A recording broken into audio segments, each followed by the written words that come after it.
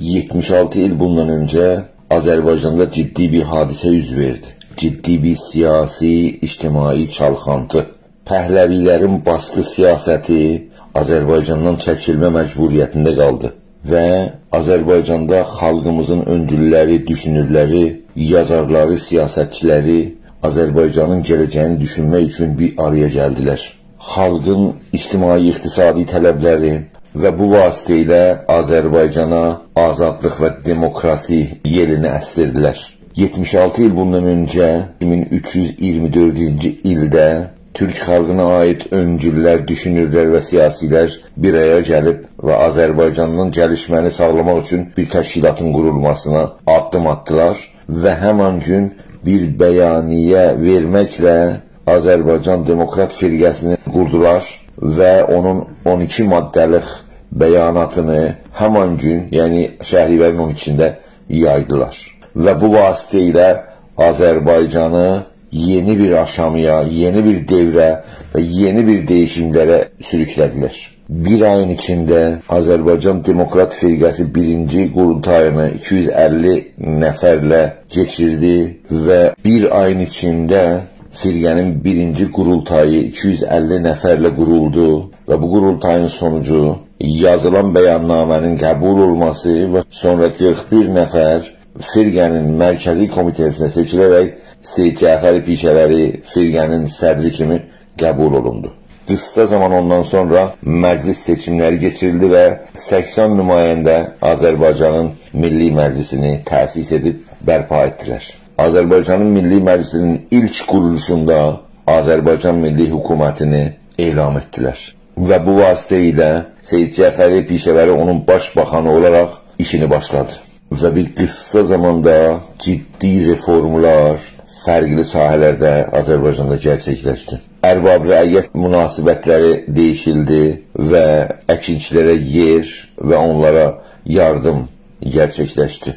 Sürətlə şəhər və kəndlərdə avadanlıq və reform apardılar. Türk dili məktəblərdə oxunmağa başlandı. Milli hökumətin ən mühüm siyasətlərindən ki, o zamana qədər İranın mərkəzi dövlətində bərpa olmamışdı, qadın-kişi bərabərliyi və qadınlara həm seçmə və həm seçilmə haqqını verməsi idi. Amma çox uzun sürmədi. Bir ildən sonra 2-ci Dünya Savaşının bitməsi və 2-ci Dünya Savaşında qələbə çalan dövlətlərin anlaşması ilə İrandan geri çəkilmələri və İran rejimi tərəfindən Azərbaycana baskı uygulanması və ordu çəkilməsi başlandı. Və fərqli səbəblərdən ötürü Azərbaycan Milli Hökuməti ayaqda qala bilmədi. Amma Azərbaycan Demokrat Firqəsi və Azərbaycan Milli Hökumətinin qurulması bugün bizə öz quruluşları və öz tarixi ilə Türk xalqına ilham qaynağı və tarixən böyük bir tarixi dəstək kimi ortadadır. Türk xalqı 68 il bundan öncə qurulan milli hökumətinin tarixini anacaq, ruhunda onu işıqlandıracaq və gələcək üçün onu bir ilham qaynağı kimi istifadə edəcəkdir. 76 il bundan öncənin arzuları, istəkləri və tələbləri halən bugün İranda gerçəkləşməmişdir.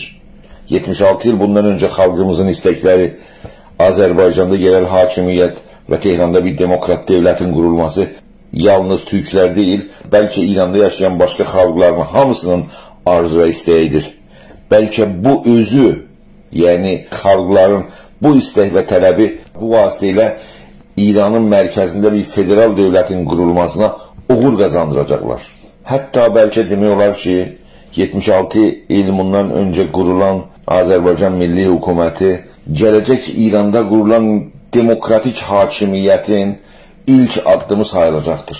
Elə buna görə də 76 il bundan öncə öncüllərimiz, aydınlarımız atan addımı anmalıyıq və bitməz saygımızı onlara sunmalıyıq.